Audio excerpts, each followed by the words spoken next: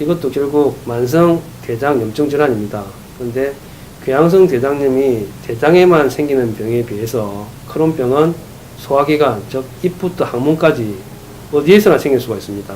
그래서 궤양성 대장염이 대장 점막에 비교적 얕은 궤양이 생긴다면 크론병은 대장 전청에 걸쳐서 아주 깊은 궤양이 생기고, 이 궤양이 깊어지면 장이 천공이 일어나서 우리 몸에 농량이라는 큰 고름 주머니가 생길 수도 있고, 또 환자가 고통받는 것 중에 하나가 항문 쪽에 어떤 병변이 자릅니다. 그러니까 서양에 비해서 특히 우리나라 동양인에서 항문 쪽에 치루라고 하는 여러 가지 병이 많이 오기 때문에 꽤 까다로운 병이라고 할 수 있습니다. 아까도 말씀드렸지만 조기에 진단되지 않으면 어떤 병의 첫 단계는 염증으로 시작되거든요. 이 병 자체가 염증으로 시작될 때는 빨리 진단이 되고 빠른 치료가 돼서 염증을 조절하면 큰 문제가 없습니다. 그런데 이 병이 진단이 늦어지고 적절한 치료가 되지 않으면 염증이 지속되다 보면 장에 협착이 오게 되고 장에 구멍이 생기는 거죠. 그때는 약물 치료가 효과가 없고 결국 수술을 해야 됩니다. 좁아진 부위를 절제를 해야 되고, 장에 천공이 일어나면 응급수술을 해야 되고, 그런 위험성이 있습니다. 그리고 궤양성 대장염과 같이 크론병도 이게 10년 이상 되면 암으로 발생할 수가 있습니다. 염증이 조절되지 않으면 그 염증 자체에서 암의 발생률이 일반인에 비해서 훨씬 높기 때문에 적절하게 치료하고 염증을 조절하는 것이 중요합니다. 일반 우리가 말하는 이제 대장암하고 좀 차이가 있지만 결국 대장암이 생기는 건 똑같습니다. 그래서 일반인에서 생기는 대장암은 대장용종 선종이라는, 선종에서 이게 점점 커지면서 대장암이 발생하는 기전을 따르는 거고, 이런 환자들에서는 염증이 점점 심해지면서 대장암이 생기는 거기 때문에 약간 대장이 생기는 길은 다르지만 대장암이 생기는 건 똑같습니다. 크론병은 일단 나이가 중요합니다. 나이가 주로 10대, 20대에 가장 고발하기 때문에 학생 연령기에서 복통이, 물론 설사도 나고 혈변도 날 수 있지만 복통이 가장 중요한 증상입니다. 처음에 제가 말씀드렸듯이 염증이 좀 전 대장이 깊게 나타나기 때문에 아주 심한 복통을 호소합니다. 그리고 이게 진단이 안 되고 좀 시간이 지나면 협착 등이 오기 때문에 아주 심한 복통이 가장 중요한 증상이라고 할 수 있습니다. 조금 다른 개념이겠죠. 궤양성 대장염 크론병이 이제 시간이 지나면 암으로 되기 때문에 조기에 발견되면 이제 남은 여명 동안 많은 시간이 걸리고 치료가 이루어지지 않으면 암으로 발생하고 이런 위험은 있지만, 뭐 어릴 때 발생한다고 해서 더 예후가 나쁘고 그렇지는 않습니다. 예후가 나쁜 인자들은 예를 들어서 뭐 항문 질환이 있다든지, 뭐 궤양성 대장염 같은 전 대장을 침범했다든지, 뭐 이런 몇몇 인자들은 가지고 있습니다. 실제로 이게 환자들이 많이 물어보죠. 이게 유전 질환이냐. 예를 들어서 암 같은 경우에는 유전 질환이라고 우리가 이제 정의를 하고 있는데, 이거 쉽게 말해 유전 질환이라고 설명하지는 않습니다. 하지만 가족성 질환이라고 우리가 설명을 합니다. 쉽게 말씀드리면 명확한 유전적이지는 않지만 그 가족에서, 예를 들어서 뭐 직계 가족이나 전체 가족에서 환자가 있으면 더 발생을 많이 한다고 알려져 있습니다. 그래서 명확한 유전에 대한 건 밝혀지지 않지만 일반인에 비해서 가족성 형태를 띠게 됩니다.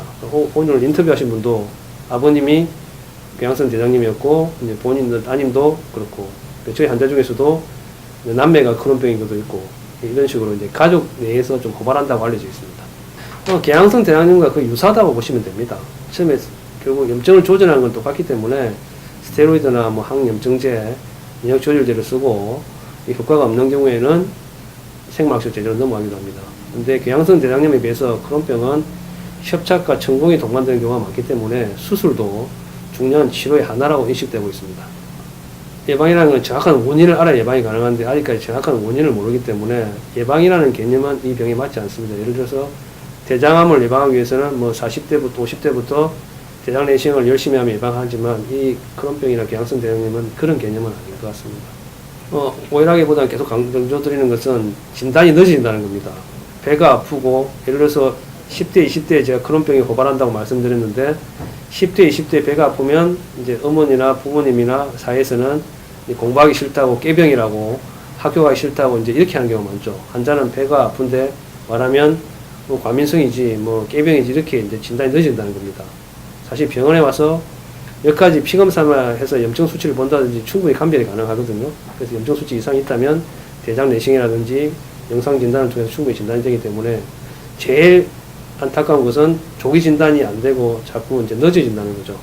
조기 진단을 하고 적절한 치료가 들어가야지 후에 예후가 좋은데 환자가 늦게 진단되고 적절한 치료가 이루어지지 않으면 뭐 여러 가지 합병증도 생길 수 있고 나중에 문제가 될 수 있다는 게 제일 안타깝습니다.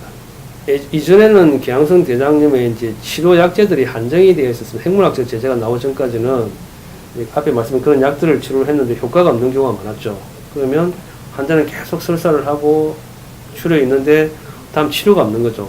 그때는 전 대장을 다 절제를 해버리는 겁니다. 궤양성 대장염 같은 경우에는. 그럼 염증이 생긴 부위를 다 절제해버리니까 환자는 일단 치료는 됩니다. 그런데 대장을 절제하니까 또 생활에 불편한 건 있겠죠.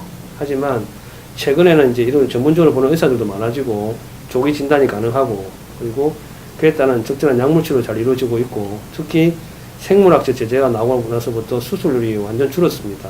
그래서 이 크론병이나 궤양성 대장염 여러 가지 치료의 목표들이 많은데 그 중에서도 수술을 안 하는 것도 하나의 치료의 목표로 우리가 잡고 있거든요.